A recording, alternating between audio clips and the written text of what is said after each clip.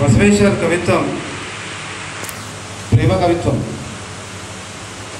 సమాజం మీద ప్రేమ, మనుషుల మీద ప్రేమ, కుటుంబం మీద ప్రేమ, అన్యాయాలను వ్యతిరేకించాల్సిన ప్రేమ. అద్భుతమైనటువంటి కవిత శిల్పి అతనిలో ఉన్నాడు. తను 2010లో వల్లుబండ అనే ఒక కవితా సంకలనం వచ్చింది కరీంనగర్ నుంచి. తెలంగాణ ఉద్యమ కరీంనగర్ కవితా సంకలనం. అది తెలంగాణ ఉద్యమం అందులో 300 పైచీలకు కవులు కవిత్వం రాశారు. అందులో మొట్టమొదటిసారి నాకు పరిచయం అయింది బసవేశ్వర్ వల్లుబండ ద్వారానే. వల్లుబండలో తెలంగాణ ఉద్యమానికి సంబంధించిన కవితను ఇవ్వడానికి నేను నా దగ్గరికి వచ్చిన తర్వాత అప్పుడే చాలామంది పరిచయం. అప్పుడే సాహితీ సోపతి సంస్థ పుట్టింది.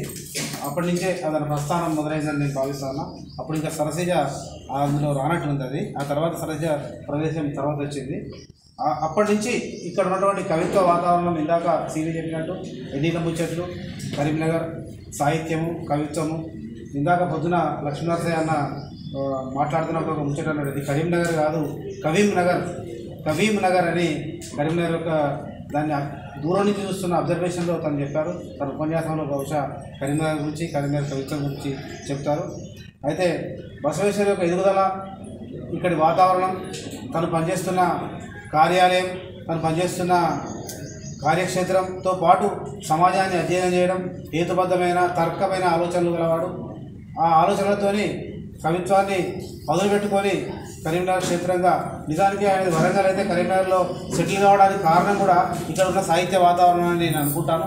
ఒకసారి ఆ ప్రస్తావన కూడా తీసుకొచ్చారు. ఇక్కడ ఉన్న సాహిత్య వాతావరణాన్ని మెచ్చి వరంగల్ వాడైనా ఇక్కడ నివసించడానికి సిద్ధంగా ఉండడం అనేది మా కరీంనగర్ వాసులందరికీ మాకు ఒక గర్వంగా మేము చెప్తా ఉన్నాం. అయితే ప్రశ్నలు మింగిన కాలం పుస్తకంలో ఈ పుస్తకానికి సంబంధించిన కవిత్వం గురించి మిత్రుడు డాని అద్భుతంగా చెప్తారని నేను అనుకుంటున్నాను. అక్కడి నుంచి వచ్చాడు. నేను ఇప్పుడు దీని లోపలికి నేను వెళ్ళదలుచుకోలేదు. కానీ బసవేశ్వర్ మాత్రం ఒక మంచి మనిషి, మంచి మిత్రుడు, మంచి ఉద్యోగి, మంచి భర్త, మంచి తండ్రి, మంచి స్నేహితుడు అన్నీ ఉండుకుంటూ అతను కవే కాదు, ఒక కళాకారుడు, మంచి పాటగాడు, పాటలు వినేవాడు, కార్టూనిస్ట్ కూడా, ఒక వ్యంగ్య భావకుడు. ఒక దానిలో కూడా కార్టూన్ కళ ఉంది, చిత్రకళ, పెయింటింగ్స్ వేయగలడు, క్రాఫ్ట్ దించగలడు. ఒకరోజు ఒక సాహితీ సోపతి మీటింగ్ జరుగుతుంటే తన చేతుల్లో ఈ స్కూల్ పిల్లలు క్రాఫ్ట్ చేస్తారు వాళ్ళు, అట్లాంటి టకటకటక అల్లి చేసినటువంటి శక్తివంతమైనటువంటి కళాహృదయం ఉన్నటువంటి బసవేశ్వర్ మరింత అద్భుతంగా ముందుకు రాయాలని కోరుతా ఉన్నాను.